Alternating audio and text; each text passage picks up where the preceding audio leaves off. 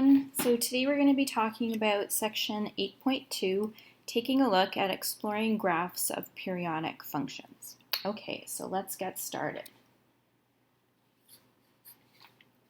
Okay, so a periodic function is a function whose graph repeats in intervals or cycles that are regular. And we talked about a few different natural phenomena in class that exhibit these types of cycles. So the graph of a periodic cycle, if you take a look at, say, for example, the growth and the decline of populations, usually if you have a population,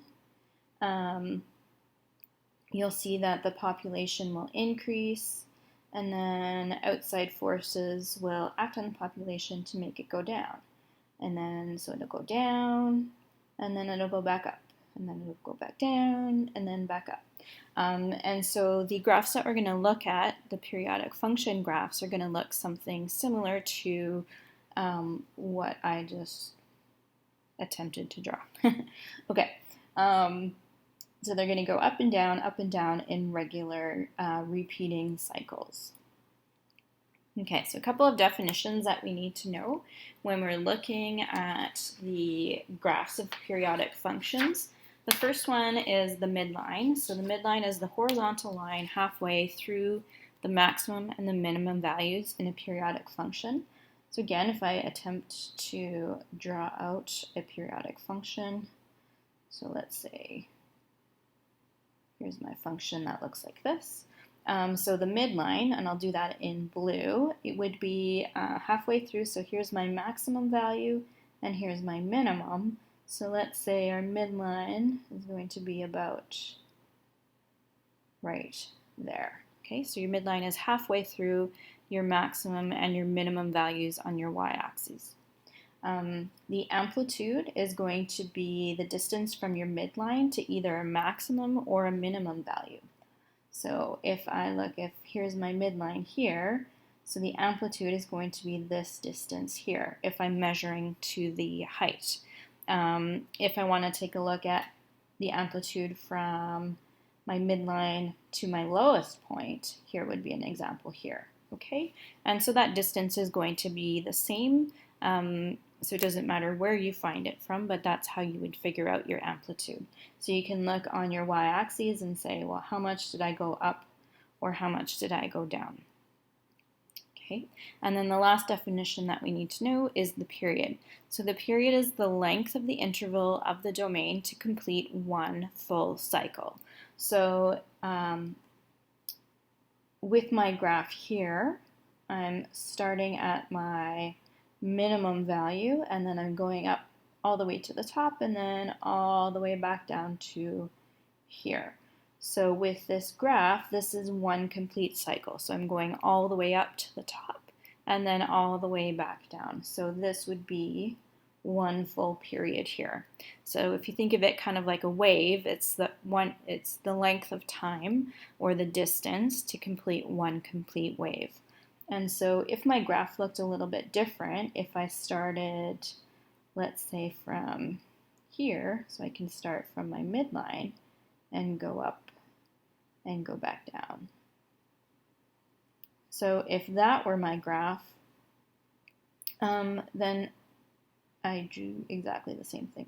Okay, let me fix that. Oops.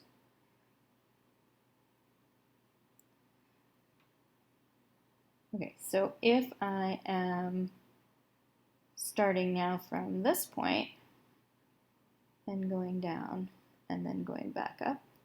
So notice I'm starting from my midline.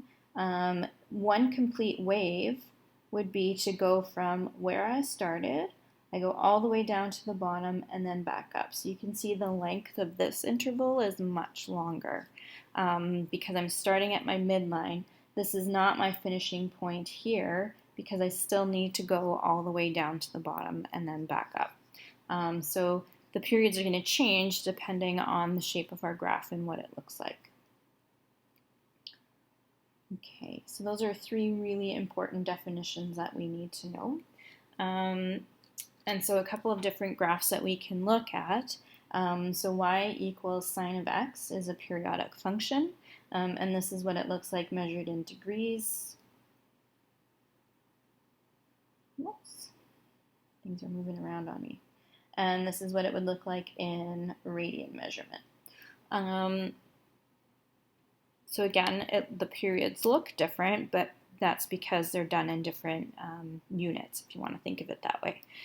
So we can see the period is in red for each of those, the amplitude is in purple, and then the midline for each of these ones is in black, and it is where the x-axis is. So with these two graphs, the midline is the x-axis. And so you can see it is an example of a periodic function. This blue wave here just would continue on and on in both of those graphs. Okay, one other type of periodic function that we're going to look at is the graph of y equals cosine of x. So again, another periodic function. If you compare both of those, the main difference is where those graphs start from. So the cosine graphs are going to start at the maximum value for your y-axis, whereas the sine graphs are going to start at the midline. So sine graphs start at the midline, cosine graphs start at the max value, and that is the main difference. If you look at both of them side by side, you'll see that they're congruent. So they have the exact same shape and height, they just start at different points. Okay, so a couple of key points when we're talking about the graphs of these functions. These are all important things to know. So both graphs are going to have multiple x-intercepts. They are both only going to have one y-intercept. They're going to have the same domain, x such that x is a real number. The range and amplitude, period, and midline can all be adjusted depending on the formula that we're using. So as we make adjustments to the formula, so for example, these are the values for y equals sine of x, but what if we have y equals 2 sine of x plus 6? So that graph is going to look a little bit different and will have a different range, amplitude, period, and midline. But for just y equals sine of x and y equals cosine of x, they're going to have a range of y values that go between -1 and +1. And of course, y is a real number. Their amplitude is both going to be 1. The period is going to be 360 degrees, or 2 pi. And a midline is going to be at y equals 0, or again on your x-axis. So a couple of the questions that we went through in class just have you identifying, based on the shape of the graph, is it a y equals sine of x or y equals cosine of x?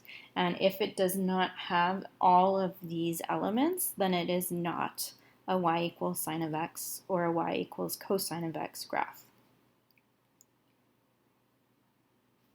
Okay, and then the last thing that I already mentioned is that the two graphs look the same, so they're congruent curves, but you can see the starting point for the cosine graphs is slightly different, so it's kind of like it's shifted over a little bit, but otherwise the graphs are identical.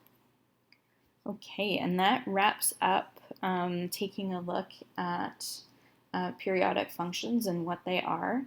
In the next section, we're going to be covering a lot more in detail the graphs of sinusoidal functions. All right, as always, if you have any questions, please message me on Edmodo or feel free to ask me in class. Thanks for watching.